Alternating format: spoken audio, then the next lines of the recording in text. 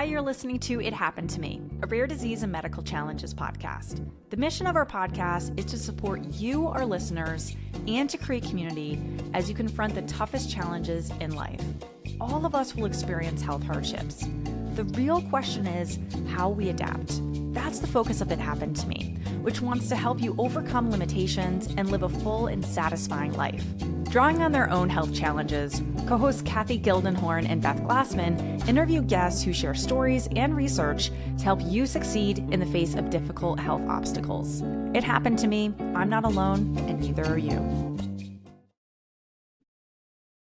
Today on the show, we are joined by Laura. Her family's journey with a hereditary cancer condition has given her a unique and intimate perspective on the patient experience. FAP is a rare genetic condition that significantly increases the risk of colorectal cancer, among other cancers. And Laura has seen firsthand how it has affected her family across the generations. She has captured this journey in her memoir, Summer's Complaint, a heartfelt and eye-opening account of resilience, advocacy, and hope with hereditary cancer. In this episode, we'll explore the realities of living with FAP, from the medical challenges to the emotional toll it takes on families. We'll also discuss the importance of early detection, the role of genetic testing, and how storytelling can be a powerful tool for raising awareness. Thank you, Laura, for joining us on It Happened to Me today. Thank you for having me as your guest. Well, Laura, let's start at the beginning. What is FAP? What does it stand for, and what is the condition? So FAP is actually, it stands for Familial Adenomatous Polyposis. Wow. That middle word that will trip people up, but it's adenomatous polyposis. And when I was a kid, my colorectal surgeon used to refer to it as multiple polyposis. It's an autosomal dominant disease that when one parent is affected, which was my mother and her mother's mother, so they have a 50-50 chance of passing it down to their children. It's marked by hundreds and sometimes thousands of colorectal polyps, and it's identified usually at an early age, as young as 9 years old in kids, 9 and 10 years old. And the risk for colorectal cancer in an FAP patient is nearly 100%. My goodness. That's what I was wondering. Is it a genetic predisposition, or does it basically dictate that it will probably happen? It dictates genetically. There's a higher risk in patients for what they call extracolonic manifestations. So outside of the colon, there may be a higher chance of tumors that are benign, but also cancerous, including the brain, the thyroid, the liver, and the stomach. It's a lot to keep your eye on. That's really difficult. When did your family first receive this diagnosis? It was 1972, and my mother had been diagnosed with an advanced colorectal cancer. Even though she had a GI surgical history, she was diagnosed with cancer. And how old was she? She was about 42. Young. Yeah. And of course, she had 8 kids, and the colorectal physician, Dr. Paul Schultz, who we will be eternally grateful to, he said all the kids over the age of 12 need to come in and have a sigmoidoscope, which is the examination of the lower part of the colon and rectum. So that meant I was 13, so I made the cut. And the older 6 kids all went in, and he looked at our lower parts of our colon. My 2 older sisters had polyps, and 2 of my older brothers had polyps. My sister Marcy and I managed to get out of there without him finding anything. And he told them they would need colectomies, where they'll remove most of their colon except for 18 inches, and they would have to be checked every year for life. Gotcha. Wow. So he was really advanced. Sounds like you ended up, as you say, with a really good doctor that really told you right then and there what your family was facing, what your family was going to be facing. Now, were all your siblings tested? Eventually. In 1972, my sister Lisa and my brother Eric were too young to be tested at that time. How did you feel when you received your negative results? Did you experience any survivor's guilt? You know, I didn't really know that much about what was going on. When I was given in 1972 is very different when I was 13 than when I was 23, when I was 33 and 43. I didn't know. I figured, kind of great. He didn't find anything. He may find something next year though. I was just glad to get the exam over with. I was happy I got out of math class to go get my colon looked at. And I really didn't think that much of it at that time in my life. Well, you were still very young, I think. So we're now focusing on your siblings that got the positive result. And you said that immediately the doctors told them what they were going to have to do. Was there anything else other than that initial suggestion that they were going to do as a result of the positive test result? That's a very good question. I think they were all a little in shock. I mean, they were pretty young to be having colectomy. Yeah. But, in those days, there was no talk about diet or anything. What Paul knew, and he was ahead of the curve compared to most of the colon rectal surgeons in the Twin Cities at that time. It was just, you're going to get these polyps. They're going to turn to cancer. We got to keep an eye on them. That was really what he told us. How did you find this doctor? I have no idea how my mom. You are so lucky. Yes, you were really lucky. He was very smart, very direct. He never sugar-coated anything. He made it very clear what we were facing. And to top it off, he was a very handsome colorectal surgeon. So when I was in my 20s, I did not mind going in at all. And your siblings, from what age on could you be to be tested initially? Did you have to be 15, 13 to miss that? You said 12 and up was the cutoff. Okay. Yes. And has that changed today? No. They'll start looking at children who have a relative who's been diagnosed. They'll probably start looking at around 8 years old, maybe. Okay. Mm-hmm. And if that child has the gene, honestly, there was a situation in my family where a 3-year-old passed away from hepatoblastic. Oh, no. Yeah. Oh, I'm so sorry. And we did not realize that liver cancer was a high risk in an FAP child. So, but we didn't make that connection until about the mid 2000s. Wow. And then it just really hit us. We thought it was just a random, horrible liver cancer of a young child. But he must have had the gene back in 1969. Yeah. Wow. My goodness. I'm so sorry. How difficult. So that brings us to your book that is really so inspiring and really such an intimate portrayal. And I wanted to ask you, what inspired you to write it? What inspired me to write the book? There were quite a few things. It was just looking back on my parents and what they had to deal with as an adult. As an adult, I'm looking back, in my 50s, and I'm thinking, how did they do it? How did they not absolutely fall apart a lot? Because I know there are marriages that don't make it. Sure. When there are sick children and medical bills piling up. Right. And I had always just taken an interest in what my siblings were going through. So I was that kid. Maybe I didn't think I had the FAP gene at the time, but I was the kid that found articles and talked to people about FAP. And I just kept the information. I saved information. I kept information. My sister Karen is a genealogist, citizen genealogist.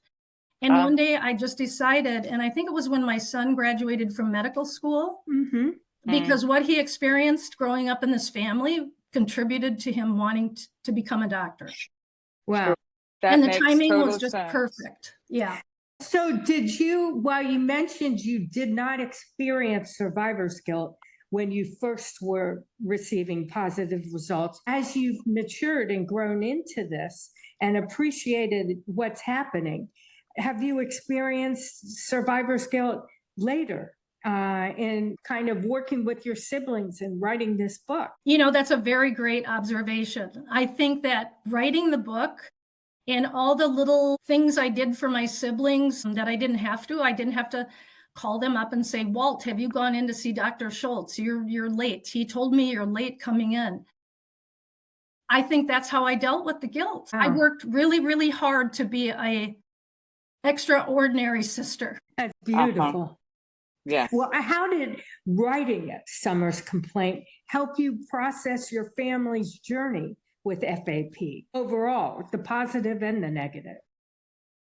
It's really interesting looking at it from a writing perspective, with my parents no longer alive and seeing what we went through. Just having children is a lot of work. Yeah. And my dad was in construction, and occasionally he'd be laid off in Minnesota because you can't build buildings in the middle of winter. Right. So back to your question, it just seemed like the right time. And as I was writing it, I checked in with my siblings all the time writing the book. There was one point sure they appreciated you writing the book and checking in with them so regularly. I did. And there was a point where I had a niece, and actually she's a wonderful nurse practitioner. She wasn't real comfortable with me writing it. So I had to promise them and promise myself that I would only bring up things that were in the public domain. Like an obituary is in public domain. And I'd be very careful about how I recalled, and I would make sure I let them know what I was writing about and to get their take on it. That was a wonderful tack to take with that sensitivity. That was really something very creative and very appropriate. And because I have my story respectful. And they have theirs. Right. Yes. Right. Well, what are some of the biggest misconceptions people have about FAP? Well, a lot of people don't know about it. More people may know about something called Lynch syndrome, which is a similar GI cancer syndrome, but is much more prevalent in the population, about 1 in 280 live births. But their cancers start later in life, I believe. But I think the biggest misconception, and unfortunately, we're in a time where I feel like I'm playing whack-a-mole with some of the misconceptions. There really isn't much they can do with diet. Dr. Schultz recommended, slow down on the red meat. And meat, and that was great. Some of my siblings experimented with that, and some of them kept it up. Was there any difference in how they felt or the onset of any issues, or was there anything noticeable? Well, I'm going to answer this from Paul Schultz's perspective, because on my colonoscopies, my tests were always clean. That's a term he used clean. He would say that when they went on a meatless diet, there were fewer polyps he had to snare or burn out. But that was earlier on in our life. And he also had started an organic farm. So he was very interested, and he could use a diet and health.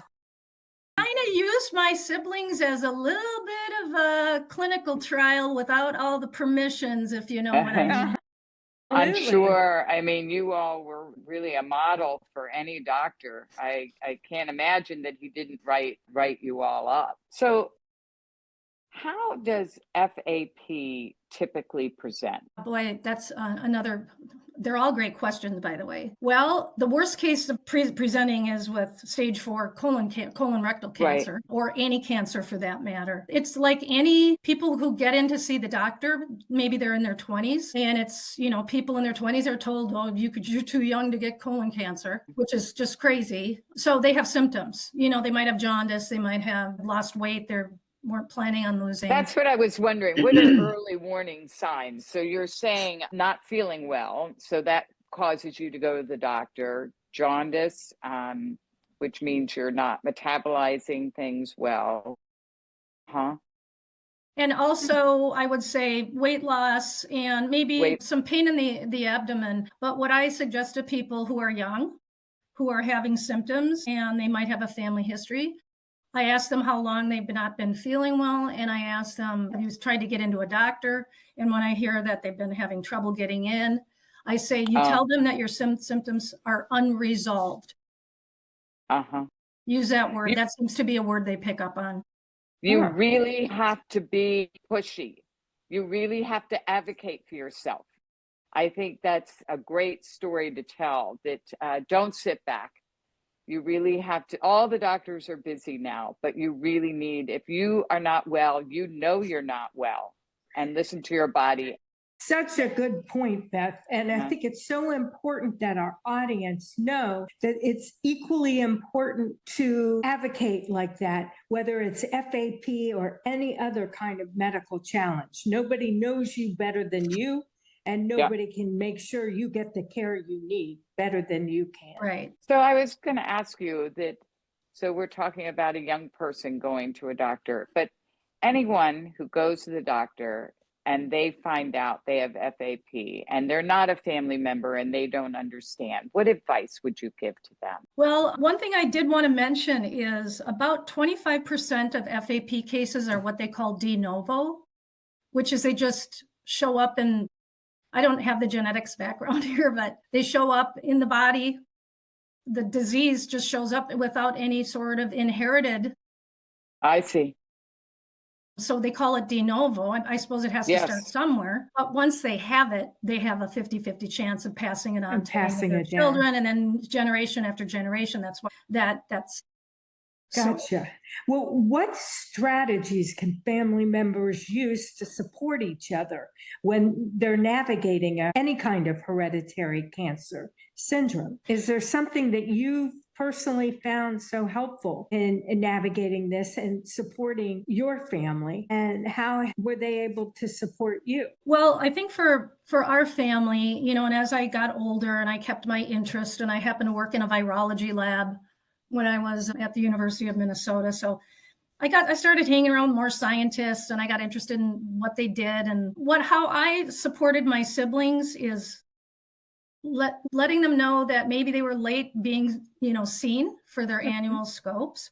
I would send them information that I was obtaining on my own. I was just like a little citizen scientist, I guess. And in the later years, as we realized just how bad this syndrome was in our family, I follow on social media and also pay close attention to where the clinical trials are going on. I happen to know that they're looking at a platform vaccine. They were looking at it, doing clinical trials down at MD Anderson, and they were trying to have a vaccine that would keep the polyps from growing. Goodness, wow. Wouldn't that be wonderful? That would be amazing. So I send my siblings, they know I have them on a group. The ones that are still alive, I have them on a group, and I'm like, red alert, this is going on at MD Anderson. This is going on out at Huntsman. Now, is there an FAP support group? I think there has been over the years, but I don't know if they're still around. But on Facebook, there is a private FAP Facebook group. Wow. Is there a link that you can provide that we can put in show notes so our audience, if they're interested or want to access the support group, they could visit it? Yeah, they could definitely do that. So can I mention one thing that I've just shared recently? Yeah. Because the upper GI cancers are so catastrophic.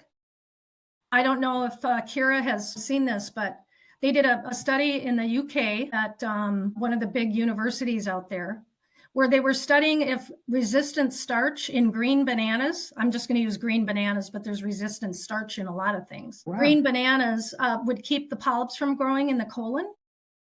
And what they found out was it really didn't help the colon polyps, but it reduced upper GI cancers by 60%. Whoa, Green really? bananas?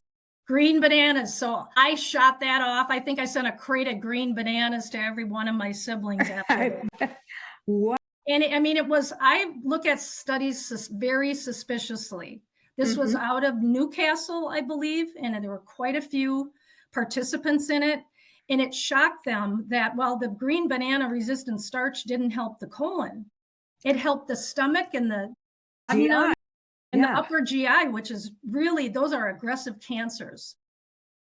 That's pretty remarkable. You are a terrific citizen scientist. Pat yourself on the back. I mean, wow. You seem to be the spreader of hope. Yes. It's what it sounds like to me. You are researching all that is on the horizon. And if for a parent, it may not help them, but knowing that help is there for the future for their children, that has to be very, very comforting. So true, Beth. Now, Laura, what role does genetic counseling play in helping families understand and manage FAP? So genetic counseling, it didn't come around us until probably the 1980s, maybe the late 1980s. And we had our first visits with a genetic counselor. All 8 kids visited with Mary. All together. Well, we met together and then we met individually. Because that was the time that I could talk about how hard it was being a survivor. Yeah, it's important that there was a time you could talk about that. And she was so good with us. You know, I can't imagine going through this without a genetic counselor. It should be illegal because we need genetic counselors because we need to talk about family planning. We need to talk about all kinds of things. And, you know, I'd rather get it from a genetic counselor than Google. Honestly.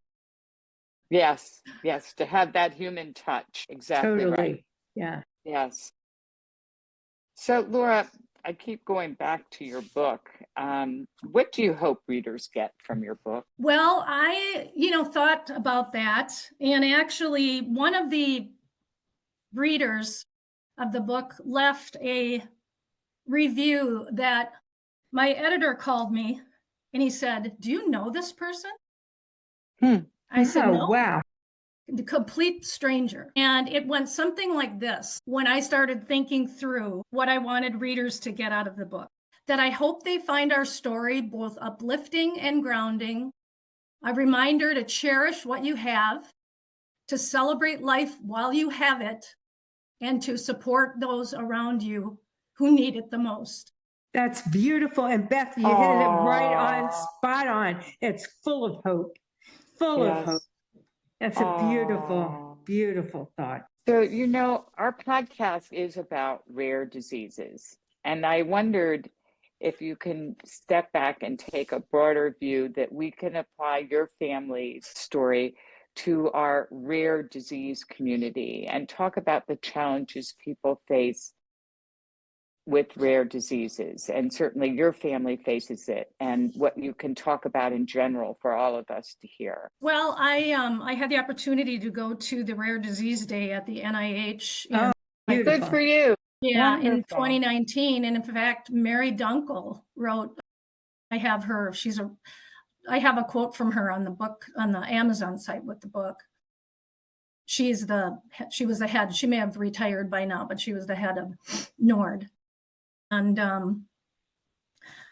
I relate to people with rare disease because I know the struggles they run into in the healthcare system, identifying and finding experts in their fields, which typically with FAP, they're at academic medical centers, the Mayo Clinics, Cleveland Clinic, Johns Hopkins, those places. And I've worked in hospital systems, and I used to buy health insurance for my employees as an HR director. So I know how they struggle with the finances and the insurance. And I think I read something the last couple of years where one of the big insurers was going to tell FA people they didn't need an upper GI scoping every year. Wow. I mean, it was just heartbreaking. Yeah. And I will show up for them. I will show up for anyone with a rare disease that is struggling. It's not just what's going on with my family. Well, how can listeners get involved in raising awareness or supporting those affected with FAP in particular, or your thoughts about rare disease generally? Well, listening to things like this podcast, that's a good start. Podcasts that are out there related to inherited cancer syndromes and rare disease. The book itself, I don't take money from the proceeds. All of those proceeds go to help pay for continuing education for primary care doctors and nurses and med students. Do many of them know, or we need more awareness? I just go through the conference organizers and who's running the continuing education seminar. Right. And I say, let me buy 3 RNs a spot in your seminar. That's wonderful. Isn't that fabulous? That is fabulous. So that's one thing I do. And so people, if they know that, an even nicer reason, I guess, to buy the book. And then the month of February is Rare Disease Month. The month of March is Colon Cancer Awareness Month. And they might see, asks for donations. And, if anyone feels compelled, make sure that the charity or the nonprofit is something that, you feel comfortable with, and any little bit helps, because I do know that the hope is out there. They're looking at CRISPR, gene editing, they're looking at vaccines. We just have to keep going in an environment that we're all struggling with the NIH cuts happening and everything they're doing to these researchers, these scientists. It's almost too much. It's almost too much for my family to comprehend right now. Right. Well, you are totally so inspirational. Thank you. Really, thank you. And what's next for you? Are you continuing to write, speak, advocate for those with inherited cancer syndromes? Where are you going next? I mean, I don't want you to be quiet. I want you out there. You have a voice to be heard. Well, for fun, I'm working on a fiction book. With a genetic twist. Okay. I can't say too much. I don't want to give away the ending or anything. It was fun for me. And I started it during COVID when everything was shut down. And so, and I'm working with the same editor. Fun fact to know and tell, my editor, when I first met him, he said, I had no idea you could inherit cancer.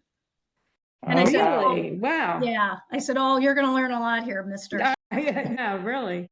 And then I just finished a class in essay writing. I want to do some essays on behalf of rare disease and genetic cancer syndromes, because I believe that narrative medicine, I believe in this idea of narrative medicine, because as you all know, storytelling is the best way to raise awareness in what we're dealing with. And the most memorable way to do it, because that's a way that it's accessible and people remember. Right. Exactly. Especially if there's, you say something that's funny or something that's just human. It's different than a scientific awareness. I know. And even the providers learn from narrative medicine how to talk to people. I know I have a rare syndrome myself, and I've had doctors that never heard of it thank me for educating them about something they'd never heard about. That's fantastic. Good for you. I applaud you. Amazing. So advocating and raising awareness are where it's at. But stay there. Write your fiction book, but stay there with rare inherited genetic cancers. We need you in the awareness world. Definitely. Yeah. Well, my parents would be proud of me for doing that. Yeah. That's very nice. Laura, you are truly a great ambassador for a worthy cause. And our conversation today has educated our audience, and Cathy and me. You've educated us as well. And I have to say, from the bottom of my heart, my thoughts are with you and your family. And I'm praying for each that you get to live your best life and a long life. And I hope that medicine will provide some answers in short order. And so new discoveries are on the horizon, and I hope only good things for you and your family. You deserve that. And thank you so much again for being a guest on It Happened to Me. Thank you so much for having me and letting me tell my story. Our pleasure. It was a pleasure. Thank you. Thank you for listening to this episode of It Happened to Me. We encourage you to learn more at ithappenedtomepod.com. Please use the contact form on our website to submit your guest suggestions, comments, questions, ideas, and feedback for the show.